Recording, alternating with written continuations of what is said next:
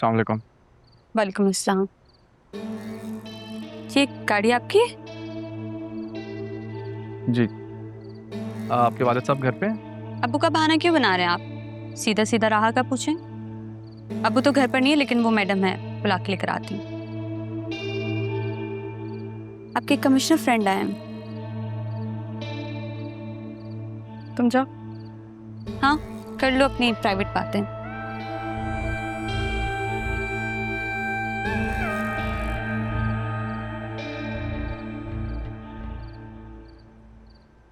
क्या हुआ? कुछ बाकी रह गया जो कहना है? लेकिन सूरत देखने तो आए नहीं होगे तुम, है ना?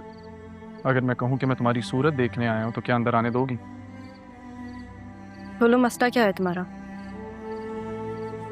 उस दिन जिसे तुमने मेरे साथ देखा वो मारिया थी, और मैंने पूछा तुमसे? यही तो मैं चाहता हूँ राह, कि तुम मुझसे पूछो और मैं तुम्हें हर सवाल का जवाब दूँ।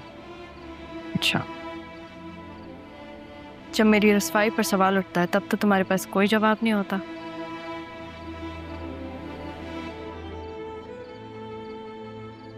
अभी भी खामोश हो। अरमान, तुम्हारे पास ऐसा कुछ नहीं है जो तुम मुझे दे सको। मैं अपना दिल तुम्हें दे चुका हूँ राह, और ये तुम जानती हो। तुम कैसे मुझे गलत समझ सकती हो? तुम ये सोच भी कैसे सकती हो कि मैं अपनी मासूम मोहब्बत से तुम्हें रुसवा कर सकता हूं? ऐसी मोहब्बत रहा जिसे मैंने खुद से भी छुपा के रखा था। तो सच बात बताओ अरमान। सच ये है राहा कि मैं तुमसे मोहब्बत करता हूं।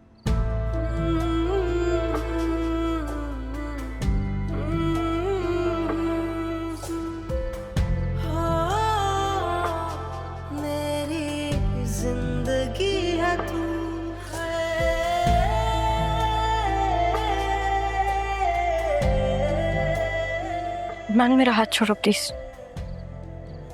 नहीं, ये हाथ मैंने छोड़ने के लिए नहीं थामा। तुम चाहते क्या हो? तुम्हें। हो गया, अब हाथ छोड़ो। देखो राहा, सीधी और दो टोक बात करूंगा। ऑफिस ज्वाइन कर लो। तुम्हें क्या लगता है अरमान, मैं अभी भी तुम्हारे ऑर्डर्स फॉलो करूंगी? अभी भी? तुम कब मेरे ऑर्डर्स पे चली हो राहा? कब? और वैसे भी ये वक्त का तकाजा है। वक्त का तकाजा? जैसे पहले तो तुमने सारे वक्त के तकाजे पूरे किए हैं ना। देखो राहा, एक वक्त होता है जब इंसान किसी पे एहसान करता है, लेकिन जिंदगी एक मौका ऐसा जरूर देती है कि इंसान वो कर्जा उतार सके।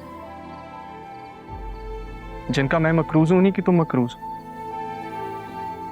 जानती हो ना, सैफ साहब ने जिस मोहब्बत से, जिस प्यार से तुम्हें पाला है, तुम्हारी परवरिश की है, कर्जा तो है ना उनका।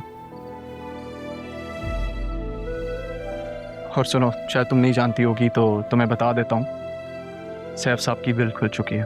तो मेरा उससे कोई वास्ता नहीं है। वास्ता है। अरमान, जब मुझे इंटरेस्ट नहीं है तो तुम्हें क्यों है? क्योंकि मुझे तुम में इंटरेस्ट है राहा।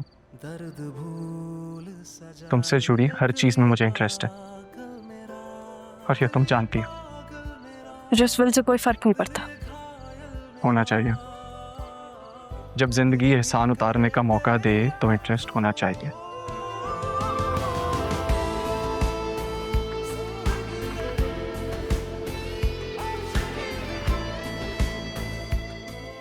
मैं तुम्हें सब समझा दूंगा।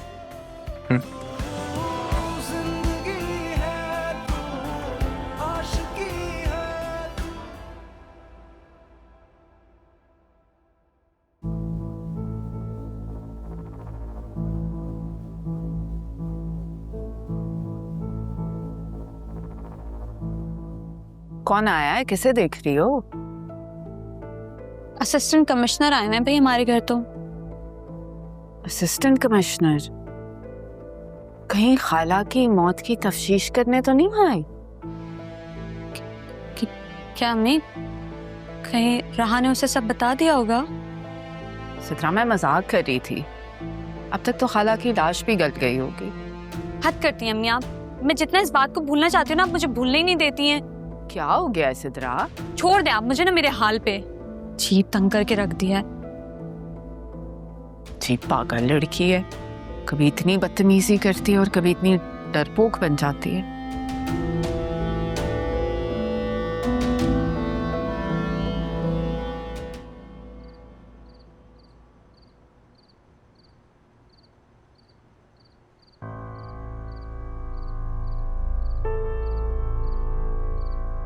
क्या देख रही हो? देख रही हूँ कि तुम कितनी चालाक हो ना। इतने ऊंचे ऊंचे लोगों से तुम्हारा ताल्लुक है। ये असिस्टेंट कमिश्नर, फिर तुम्हारा वो कजन, और कितने ऐसे रिश्तेदार हैं तुम्हारे। तुम कौन होती हो ये पूछने वाली? रिश्ते में तो तुम्हारी बहन लगती हूँ, पर समझती नहीं हूँ। मेरी सबसे बड़ी नासमझी यही तो है। और तुम्हें लगता है कि तुम समझदार हो। पसंद करता है वो, शादी क्यों नहीं कर लेती? तुम्हारी करवा दूं? या काशिफ से कहो तो? बताओ, करनी है?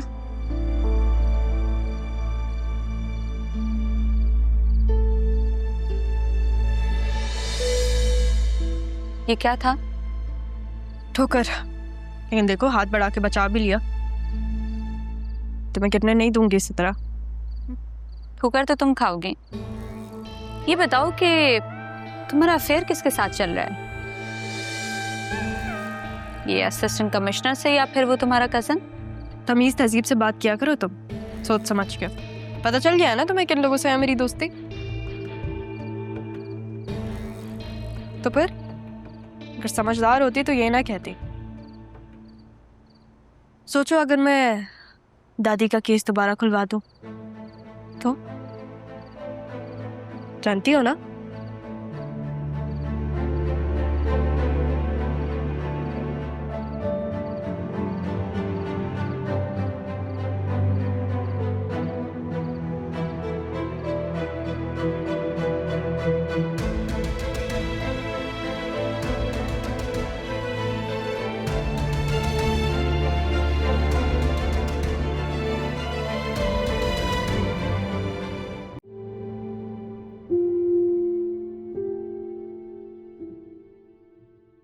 जब मेरा दिल ही नहीं है तो फिर मैं इस विल का क्या करूंगी?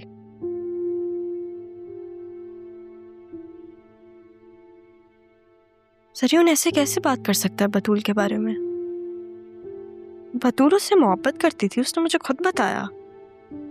मुझसे झूठ तो नहीं बोलेगी। मोहब्बत करती है तुमसे और वो तुम्हें लगता है रहा, या फिर तुम्हें बतूल ने बताया होगा। मैं जानता हूँ उसी ने बताया होगा। तुम मैं तो पूरी तरह इस जाल में फंस चुका हूँ। बतूल तो आजकल पता नहीं किन हवाओं में उड़ रही है। मैं सारी हकीकत तुम्हें बताऊंगा नहीं, दिखाऊंगा भी रहा।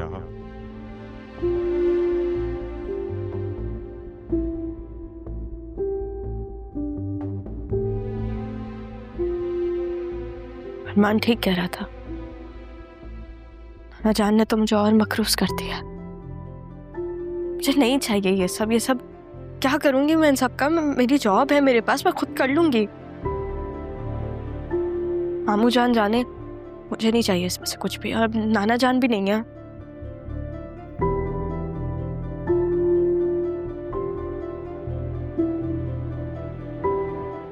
घर तो अम्मी और मामू जान के अंडर है। मामी ने कैसे गिरवी रख दिया घर?